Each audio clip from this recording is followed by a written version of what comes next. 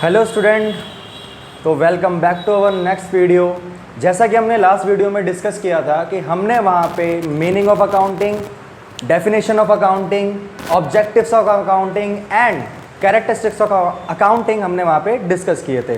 Then next part में हम discuss करेंगे अपने branches of accounting, advantages of accounting, limitations of accounting and accounting information and uses of accounting. So students, हमारे सामने जो यहाँ पे लिखे हुए हैं बोर्ड पे, उनको बोला जाता है सब fields and branches of accounting.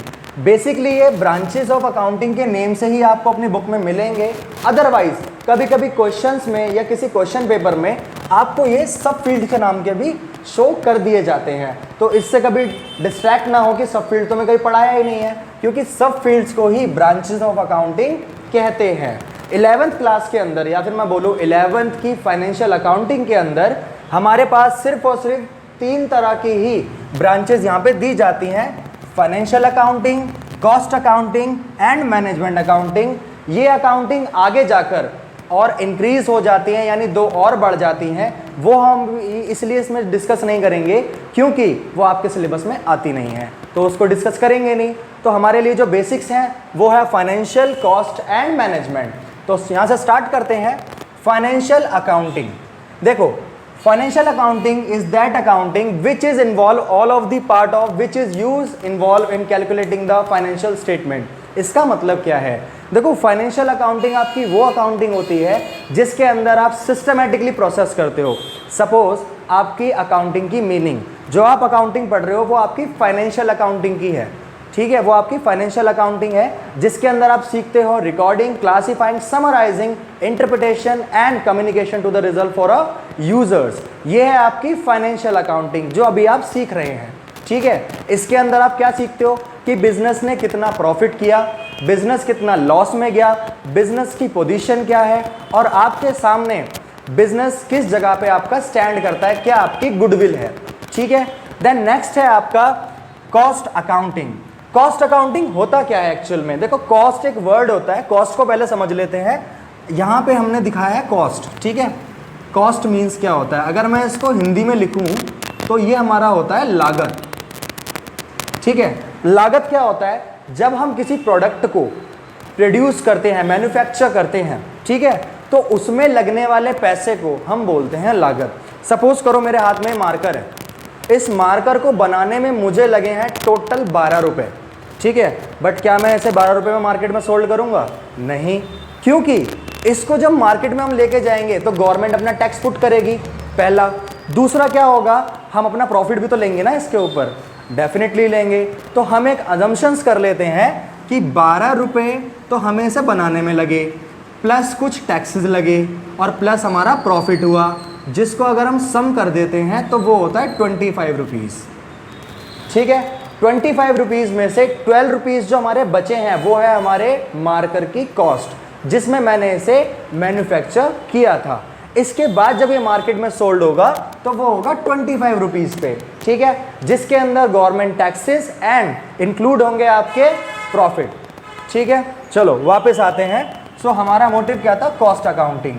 तो कॉस्ट अकाउंटिंग आपके बिजनेस के अंदर डील करता है आपके गुड्स एंड प्रोडक्ट्स और सर्विसेज के कॉस्ट को।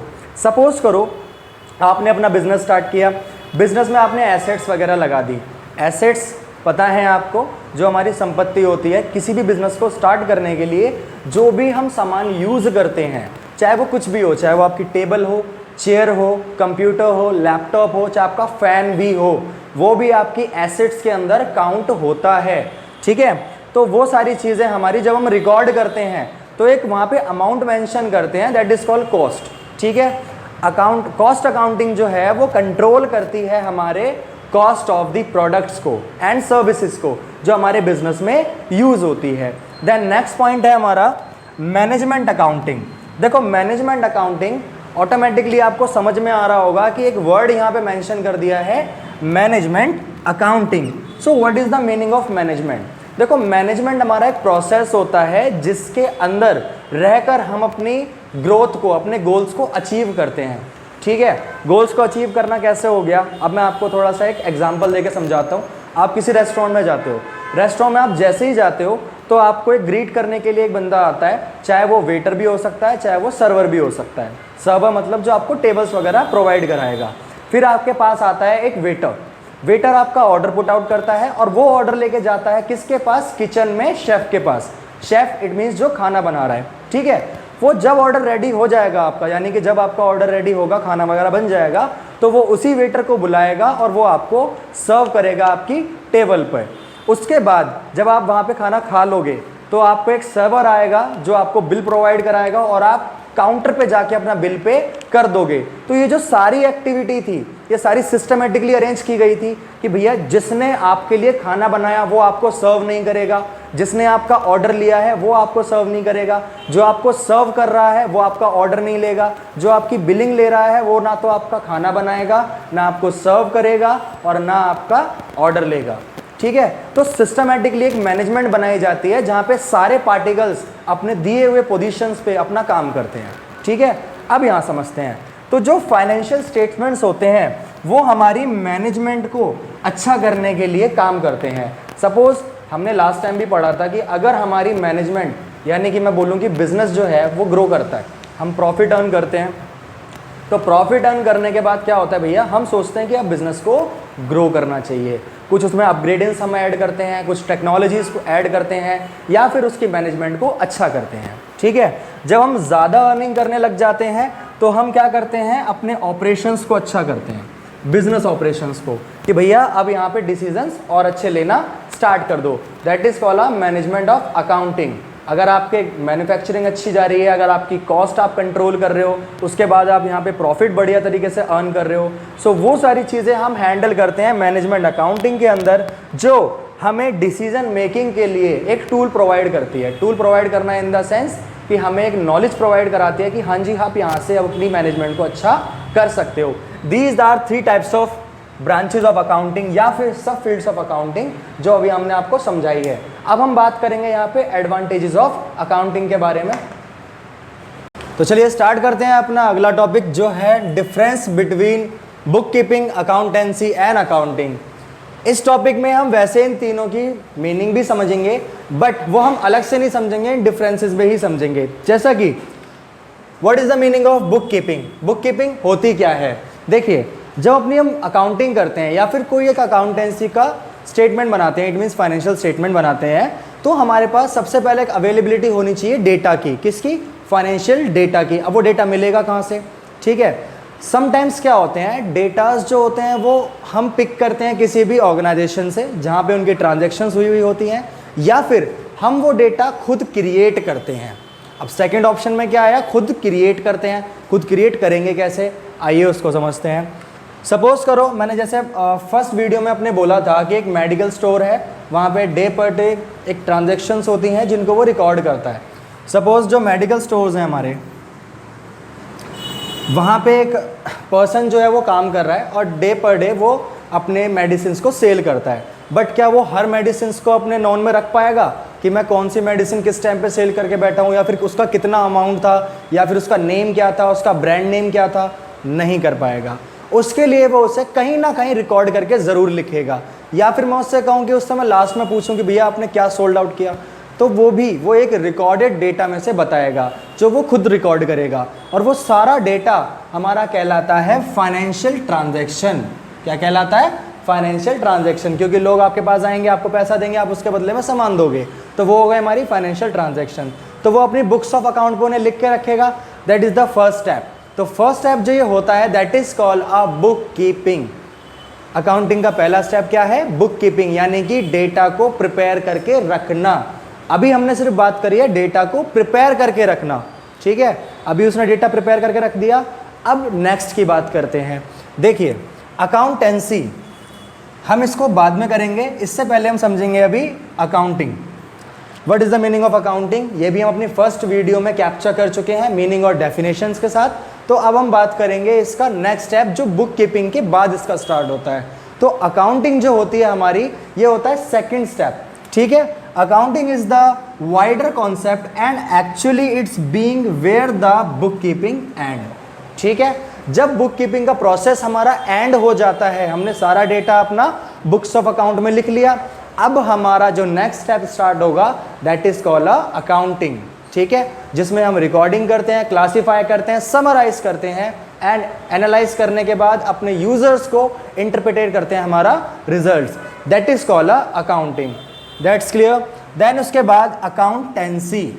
अब सबके मन में ये होता है कि भैया अकाउंटेंसी और अकाउंटिंग ये तो एक ही चीज़ है, दोनों में डिफरेंसेस क्या हैं? बस वहाँ पे आईएनजी पुट आउट है और वो टेंसी है, बस इतनी तो चीज़ें हैं। बट नहीं, अकाउंटेंसी आपका होता है नॉलेज ऑफ अकाउंटिंग, या फिर मैं कहूँ providing a techniques of accounting. Accounting करने के लिए जो नॉलेज, जो प्रिंसिपल्स और जो हमारे रीजंस वगैरह या टेक्निक्स हमारी प्रोवाइड की जाती हैं वो सारी होती हैं अकाउंटेंसी, उसको बोलते हैं हम सारा अकाउंटेंसी। जैसे कि accountancy refers to a systematic knowledge of the principle and the techniques which are applied in accounting.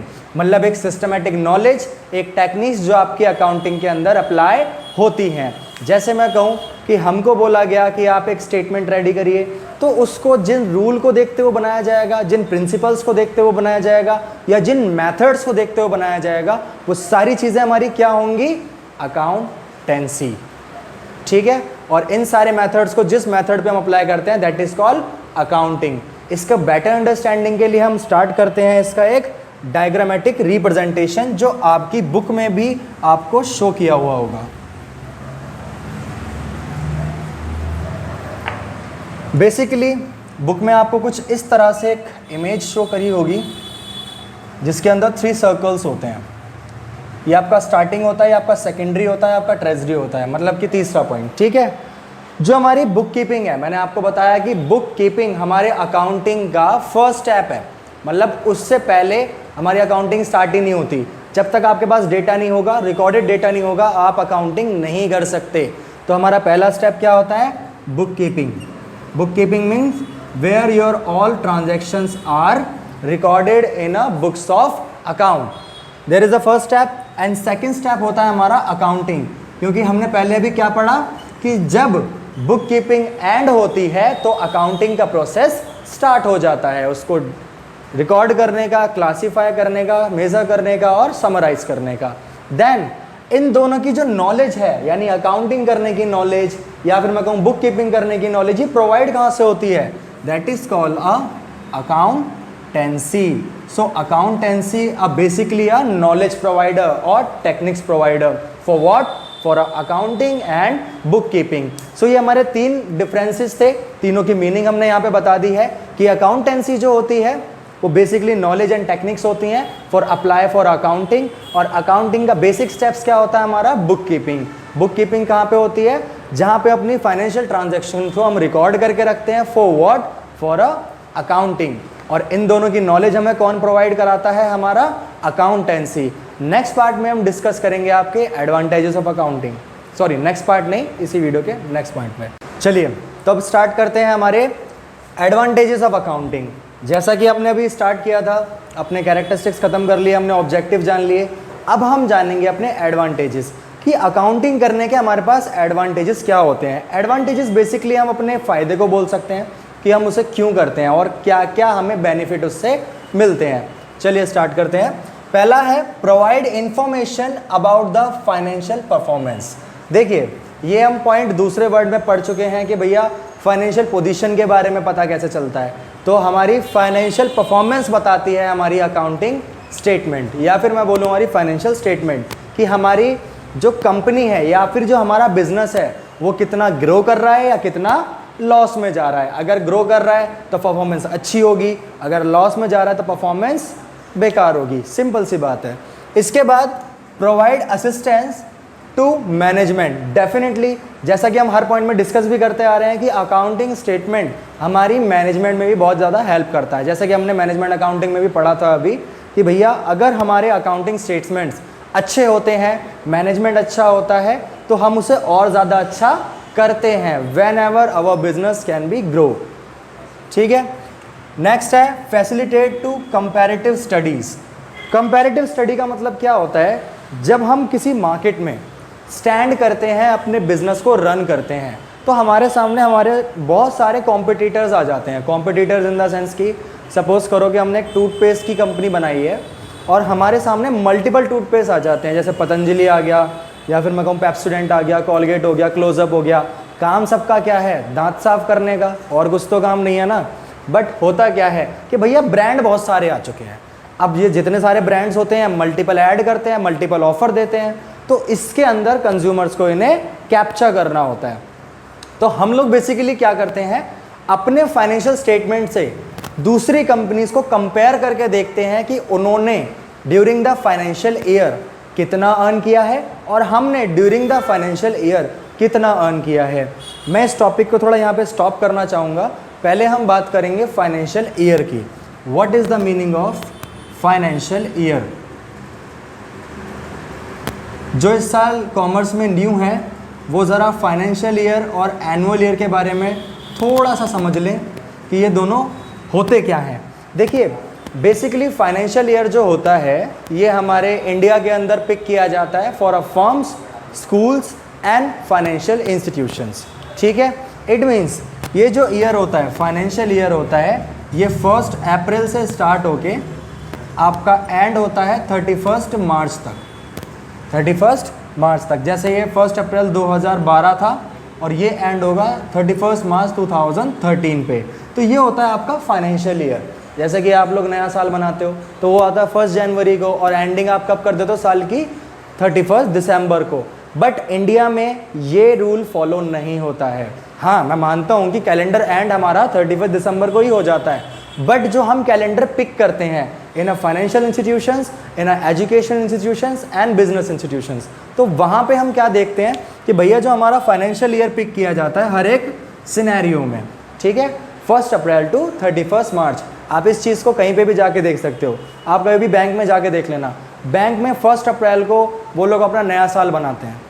नया साल वो 1 जनवरी को भी सेलिब्रेट करते हैं, बट वो बेसिकली इंडिया में जैसे लोग कर रहे होते हैं कि हाँ भाई 31 नाइट है, 31 दिसंबर है, फिर 1 जनवरी आ गई।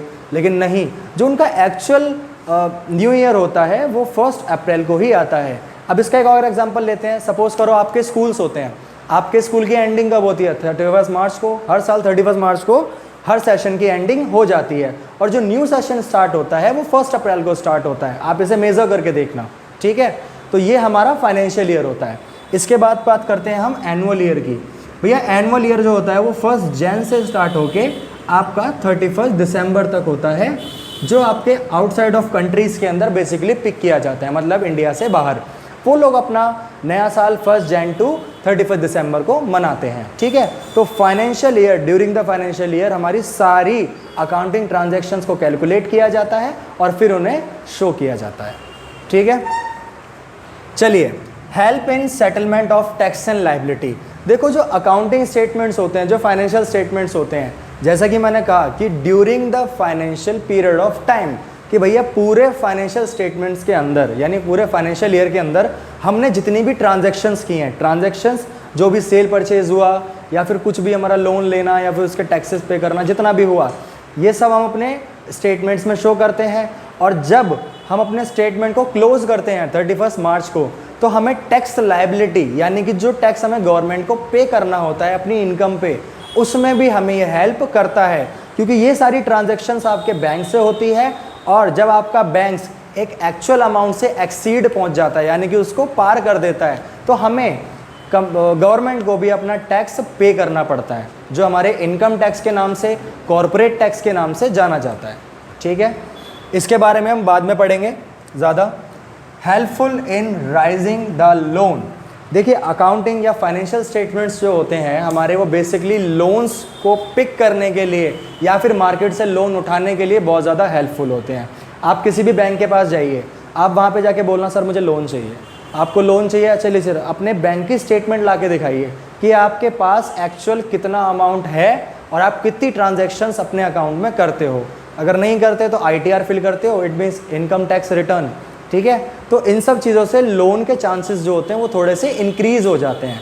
तो जो फाइनेंशियल स्टेटमेंट होता है वो आपके लोन के चांसेस को क्या करता है, राइज कर देता है, यानी कि बढ़ा देता है कि भैया आप लोन पिक कर सकते हो।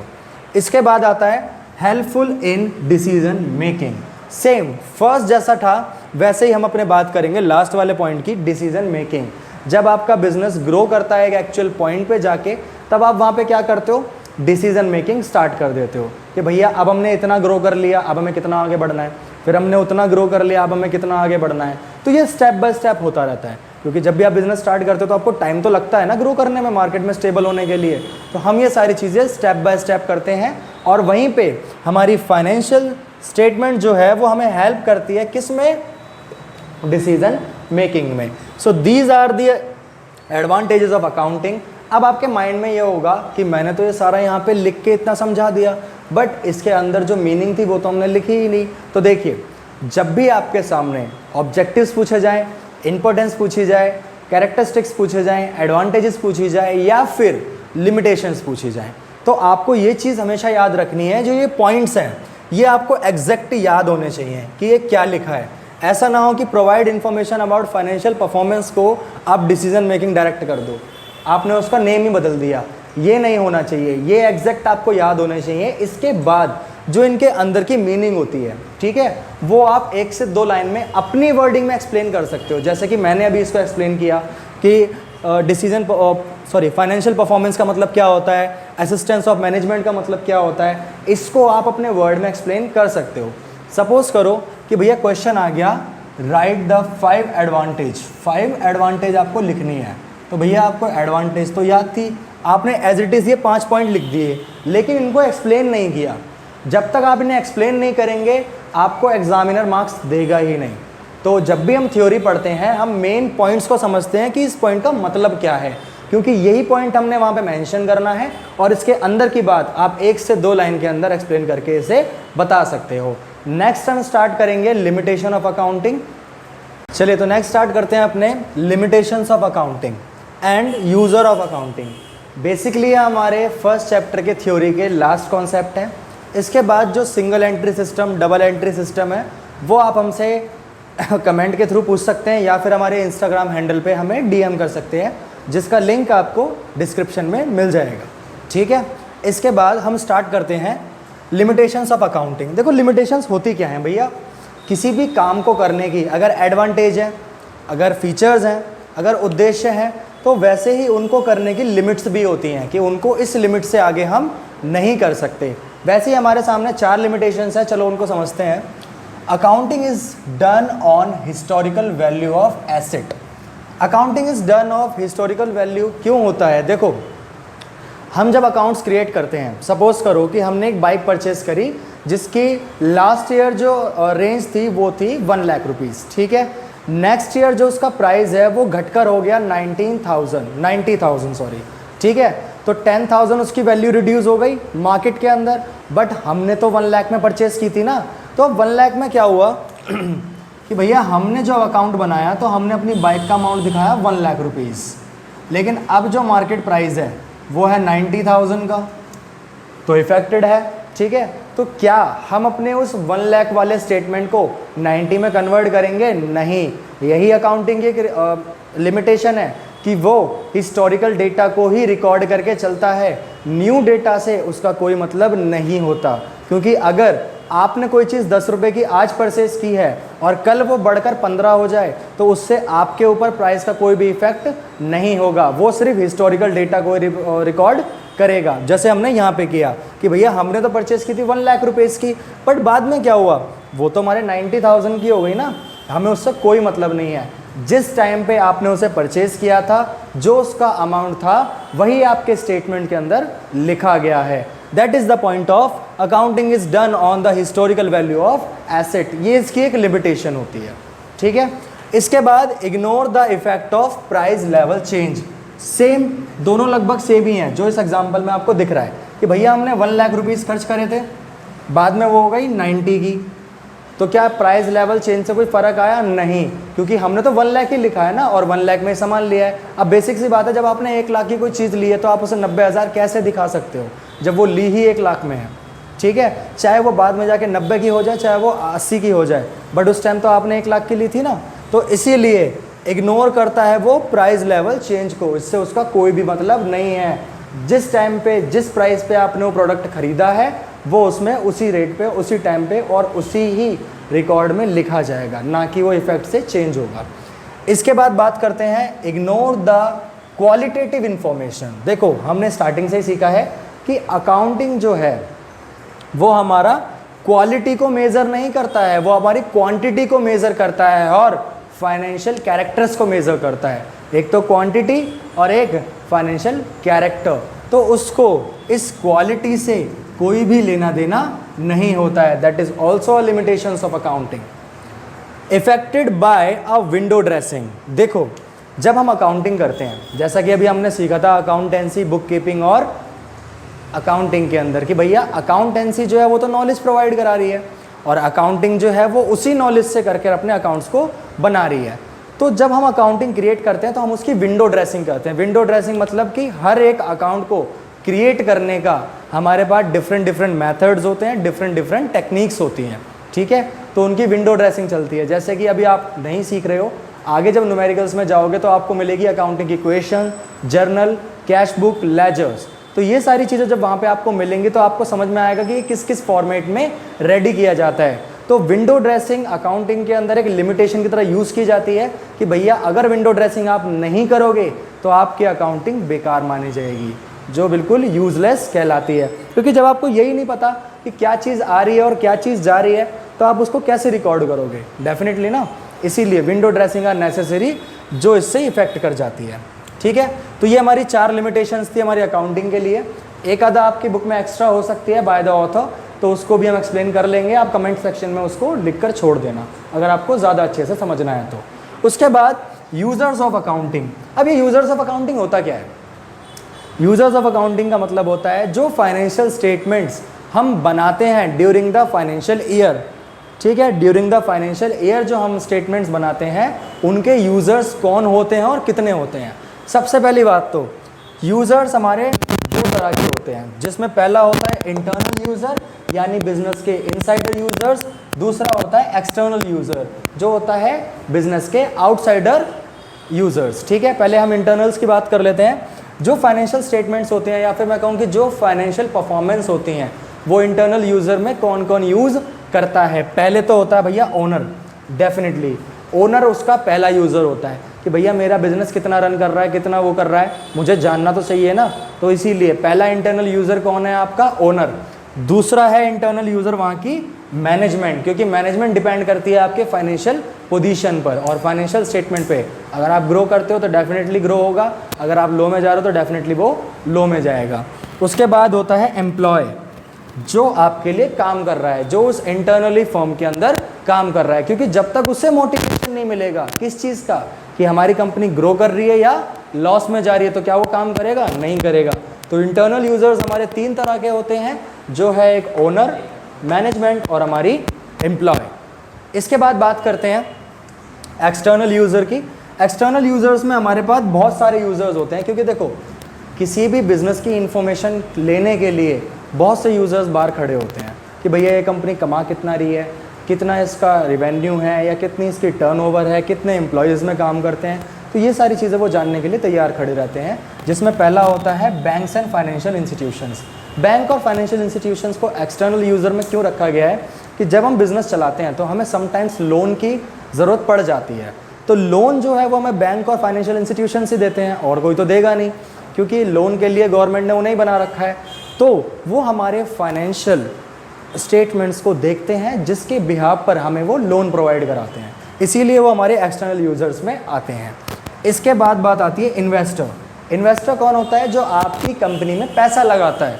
आप बिज़नेस स्टडी अगर आप पढ़ेंगे तो उसमें आप शेयर मार्केट के बारे में या शेयर होल्डर के बारे में समझेंगे, तो वो हमारे इन्वेस्टर्स की तरह होते हैं।